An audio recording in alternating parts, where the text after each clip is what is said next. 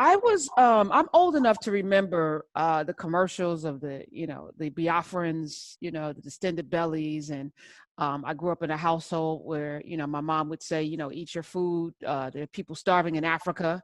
My father, raised in Newark, he was raised in a household, one of 8, where his mother would literally beat them because in her mind, sending children out into the world hungry or skinny meant something. Even though they were poor, they weren't hungry.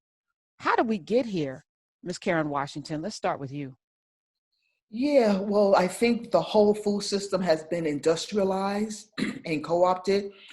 Back in the day, you would tell your family, especially African American and Indigenous people, we go out, outside on our farms. We didn't have supermarkets. We didn't have bodegas. Even when it came to medicinal properties, we didn't have doctors. We went out into the fields and got those herbs.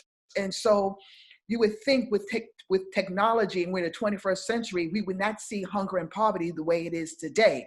And I think as we've gone away from our food system, away from the land, and away from our practices, you're seeing the result of an industrial food complex that has now catered to most charity-based and subsidized food system of no nutritional value.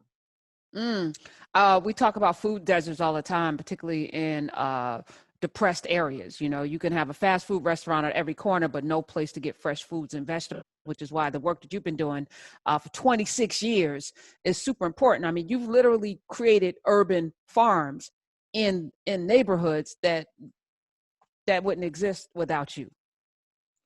Yeah, thanks for bringing that up. And also, when you use the term food deserts, I don't like to use that term because it's an outsider term. I've been calling my homies up in Baltimore, Detroit, and it says, we use that term, food desert? So I like to use the term food apartheid because I want people to start looking at the food system through the lens of race, through the lens of demographics, and through the lens of economics, and have those hard conversations that we need to have.